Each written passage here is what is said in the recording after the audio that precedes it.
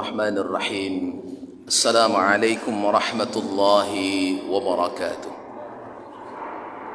الحمد لله رب العالمين وبه نستعين على أمور الدنيا والدين نستعينه ونستغفره ونعوذ بالله من شرور أنفسنا وسيئات أعمالنا من يهده الله فلا مضل له ومن يضلله فلن تجد له وليا مرشدا نشهد أن لا إله إلا الله نشهد أن محمد رسول الله اللهم صل وسلم وبارك على سيدنا محمد وعلى آله وأصحابه أجمعين رب اشرح لي صدري ويسر لي أمري واحلل عقدة من لساني يفقه قولي وقال الله تعالى في القرآن الكريم أعوذ بالله من الشيطان الرجيم يا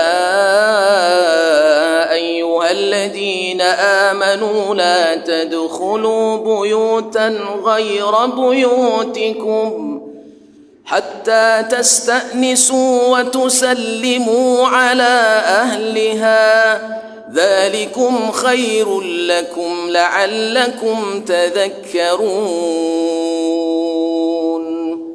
Sadaqallahul Azim, surah An-Nur ayat yang ke-27. Bapak Ibu kaum muslimin wal muslimat, sidang jamaah salat zuhur yang dimuliakan Allah Subhanahu wa taala. Alhamdulillahi rabbil alamin. Bersyukur kita kepada Allah Subhanahu wa taala pada siang hari ini kita kembali diberikan waktu dan kesempatan untuk berubudiyah, menunjukkan ketundukan kita kepada Allah Subhanahu wa taala. Salawat dan salam kepada Rasulullah sallallahu alaihi wasallam. Allahumma salli ala sayyidina Muhammad wa ala ali Muhammad. Assalamu alayka ya Rasulullah. Di antara ketauladanan kepada Rasulullah sallallahu alaihi wasallam bahwa Nabi sallallahu alaihi wasallam telah mengajarkan banyak adab dalam kehidupan kita sebagai seorang muslim. Di antara adab yang diajarkan oleh Nabi sallallahu alaihi wasallam yang bersumber kepada Al-Qur'an yakni adalah adab meminta izin. Karena dalam kehidupan kita ini kita selalu berhadapan dengan banyak orang.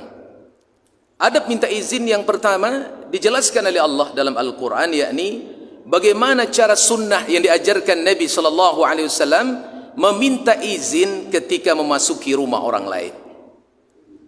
Sehingga saking pentingnya adab ini tidak hanya Rasulullah sallallahu alaihi wasallam yang mencontohkannya, tetapi datang sendiri perintah itu langsung dari Allah mengajarkan Rasulullah sallallahu alaihi wasallam, yakni surah An-Nur ayat 27 dan 28. Apa kata Allah Subhanahu wa taala? Ya ayyuhalladzina amanu la tadkhulu buyutan ghayra buyutikum hatta tasta'nisu wa tusallimu ala ahliha dzalikum khairul lakum la'allakum tadhakkarun. Wahai sekalian orang-orang yang beriman, kata Allah, apabila engkau hendak masuk kepada rumah selain dari rumahmu sendiri, yakni rumah orang lain, rumah tetanggamu, rumah yang bukan rumahmu, maka apa kata Allah?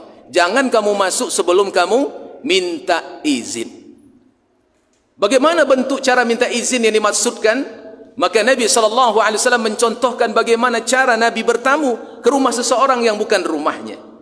Maka Nabi SAW mencontohkan, hendaklah kita yang pertama cara minta izin itu mengetuk pintu, kemudian wa yusallim ala ahliha. Diketuk pintu 3 kali, kemudian ucapkan salam. Nah, bagaimana cara Nabi mengetuk pintu? Ini yang harus ditauladani. Karena kita biasa ngetuk pintu, Pak. Tapi Nabi mencontohkan cara Nabi mengetuk pintu itu seperti apa. Sampai sebegitu detailnya Islam mengajarkan. Adab sebegini pun diajarkan oleh Allah dan Rasulnya. Saking bagaimana umat ini berakhlak dan beradab dalam kehidupan bermasyarakatnya.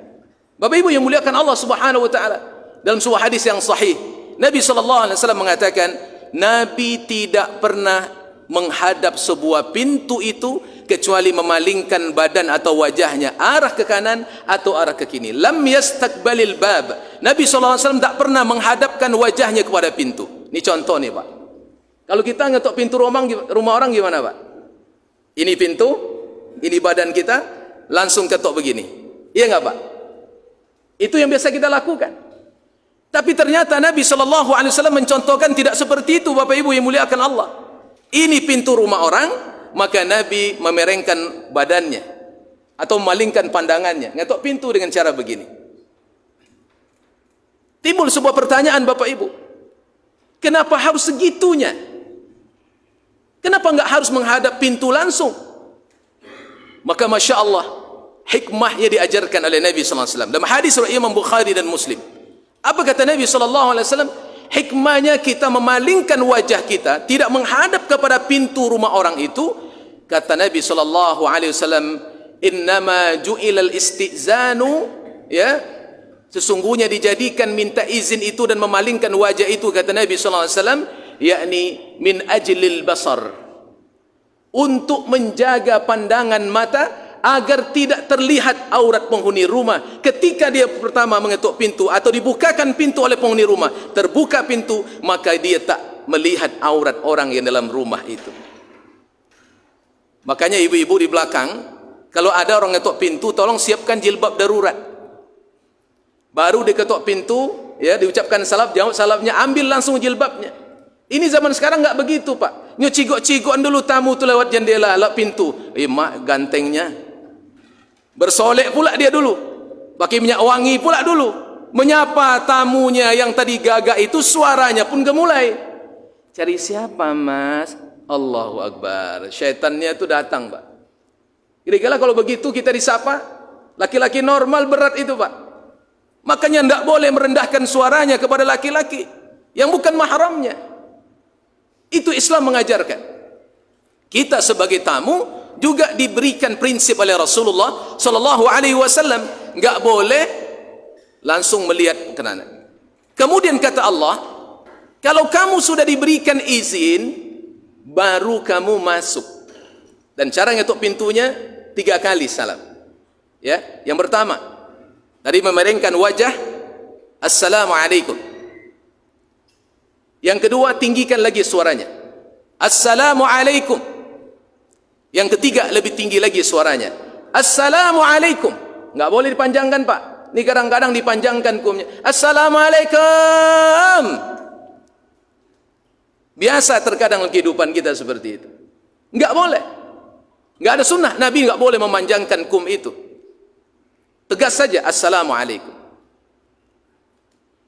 Dalam ayat 28, apa kata Allah Subhanahu wa taala? Fa in lam tajidu fiha ahadan fala tadkhuluha hatta yu'zana lakum wa in qila lakum irji'u farji'u wa azka lakum wallahu alimun bima ta'malun. Kalau kamu sudah 3 kali ngetuk pintu, kata Nabi, berdasarkan ayat ini, Bapak Ibu yang muliakan Allah, enggak ada orang bukakan pintu, enggak ada orang yang menyuruh masuk, maka 3 kali setelah mengetuk pintu dan ucapkan salam, enggak ada orang buka pintu, sunnahnya pulanglah kamu ke rumah, jangan lagi berdiri depan rumah itu. Begitulah Nabi mengajarkan. Sampai ketika Abu Musa al-Ash'ari ketika datang kepada rumah Khalifah Umar bin Khattab, ia bertamu ke rumah khalifah, 3 kali Abu Musa al-Ash'ari ngetok pintu, kemudian Umar tak menyahut, maka ia pulang ke rumah. Umar pun heran karena Umar belum pernah mendengarkan hadis itu dari Rasulullah. Lalu kemudian Umar mendengarkan dari kalimat sahabat yang lain, maka baru Umar percaya bahawa ternyata ada sunnah Nabi SAW. Ketika 3 kali sudah ngetok pintu, orang tak membukakan pintu, berarti orang tak ada di rumah atau bagaimana, maka kemudian kita meninggalkan rumah orang itu. Kecuali mungkin ada janji yang sudah terikat. Ya Bapak Ibu, ada janji yang sudah terikat. Masya Allah. Hari ini terkadang na'udzubillah, ada budaya-budaya di kampung-kampung kita, terutama ini kalau bapak mungkin jarang, tapi kadang-kadang terjadi pada ibu-ibu. Baru pertama mengucapkan salam, tiba dia di dapur, Pak. Masa apa ibu? Kita tanya, kenapa ibu lakukan itu? Kami udah biasa Ustaz, udah saling percaya, nggak ada kecurigaan. Mohon maaf, itu menjaga privasi rumah orang, Pak. Sampai jangankan masuk, kalau kita 3 kali diketuk pintu, orang tak membukakan pintu, tak ada suara menyahut, menjawab salam kita, enggak boleh kita, kalau bahasa orang kampungnya, mencigok-cigok lewat jendela, Pak. Ini kadang-kadang ni buka lo jendela kan pintu ketek orang tu cari ada enggak orang di rumah. Itu enggak boleh. Sampai hadis Nabi tegas mengatakan, apa kata Nabi sallallahu alaihi wasallam? Kalau aku tahu ada orang yang sedang mengintip-ngintip rumahku, niscaya aku akan tusuk kedua bola matanya dengan besi ini, kata Nabi sallallahu alaihi wasallam. Begitu Islam menjaga privasi rumah seseorang, Masya Allah. Ini yang diajarkan Islam, dan ini sunnah Nabi sallallahu alaihi wasallam yang terkadang hal begini dilanggar oleh banyak orang. Bagaimana kalau seandainya ada ibu masuk tanpa minta izin lalu tiba di dapur, bapak baru pulang kerja, mohon maaf baru sedang buka baju, pakai celana pendek, kemana bapak mau lari? Ini merusak, enggak boleh. Jangankan orang lain, sampai Islam mengajarkan cara minta izin itu kepada anak-anak kita.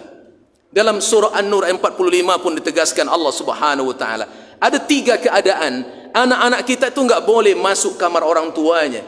Yang pertama kata Al-Quran, sebelum salat subuh. Ya Pak, kalau anak kita sudah balik berakal, enggak boleh nyelonong masuk ke kamar orang tuanya, minta izin dulu Pak. Yang kedua kata Al-Quran adalah ketika siang hari kemudian gerah panas, mungkin orang tua sedang buka baju, maka sang anak yang sudah balik enggak boleh masuk menyelonong ke kamar orang tuanya sebelum minta izin. Yang ketiga kata Al-Quran, ketika ba'da salat Isya. Kenapa ini berlakukan oleh Allah? Begitulah adab yang diajarkan oleh Allah dan dicerminkan oleh Rasulullah sallallahu alaihi wasallam tentang adab dan sunnah, bagaimana minta izin itu menjadi penting dalam dunia Islam, dan ini Nabi sallallahu alaihi wasallam sudah tinggalkan untuk kita. Maka oleh karena itu kaum muslimin yang dimuliakan Allah Subhanahu wa taala, kalau kita mengatakan cinta kepada Nabi, maka mari kita hidupkan sunnah-sunnah Nabi sallallahu alaihi wasallam yang telah digariskannya begitu indah bagi umatnya, yang telah diajarkan dengan sempurna bagi kita para umatnya. Karena sesungguhnya jangan sunnah itu dipahami dengan sunnat. Kadang-kadang kenapa sunnah itu enggak mau kita ikuti? Karena sunnah itu sama dengan sunat Ustaz. Enggak, beda. Sunnat dalam makna hukum fikih berpahala bila dikerjakan, tidak berdosa bila ditinggalkan. Tapi sunnah itu kebiasaan Nabi yang dicontohkan dalam kehidupan, yang mesti kita ikuti, karena itulah jalan mengantarkan kita ke surga. Sehingga dalam hadis oleh Imam Bukhari disebutkan, kullu ummati yadkhulunal jannah illa man aba. Setiap umatku akan masuk surga kecuali orang yang enggan. Maka dia, sahabat pun heran dengan kalimat Nabi. Masa ada seorang yang enggan enggak mau masuk surga ya Nabi? Ada, kata Nabi sallallahu alaihi wasallam. Wa may ya'ba ya Rasulullah? Siapa yang engkau katakan orang yang enggan tidak mau masuk surga itu ya Rasul? Maka Nabi mengatakan, man ata'ani dakhalal jannah wa man asani faqad aba. Orang yang ikut dan taat kepadaku ialah orang yang rindu dengan surga. Orang yang tak mau menegakkan dan mengikutiku, maka ialah enggan masuk surga. Artinya sunnah-sunnah yang kecil yang dibiasakan Nabi, apalagi beradab bertamu yang merupakan Al-Quran langsung yang berikan contoh tauladannya dan dibuktikan oleh Nabi sallallahu alaihi wasallam dalam kehidupannya, maka ini akan mengantarkan kita kepada indahnya surga Allah Subhanahu wa taala. Mari bersama kita hidupkan sunnah Nabi sallallahu alaihi wasallam, hal-hal yang terkecil yang dilakukan Nabi, tidak pakai modal kita mengamalkannya. Begitu indah Nabi mengajarkan kepada kita. Kalau kita enggak ridho orang itu masuk rumahnya, disuruhnya kita pulang, jangan maksa diri untuk masuk. Pulanglah kita ke rumah kita. Wa in qila lakum irji'u, kata Allah, kalau kamu disuruh pulang, orang tak mau menerima kita sebagai tamu, maka pulanglah ke rumahmu. Jangan engkau nonggok juga di situ. Atau bukan ada mahram di dalam rumah itu, jangan masuk ke rumahnya, karena itu mendatangkan fitnah dan bisa mendatangkan gosip yang membahayakan. Aku qauli hadza wa astaghfirullahaladzim. Subhanakallahumma wa bihamdik, asyhadu an la ilaha illa anta astaghfiruka wa atubu ilaik. Assalamualaikum warahmatullahi wabarakatuh.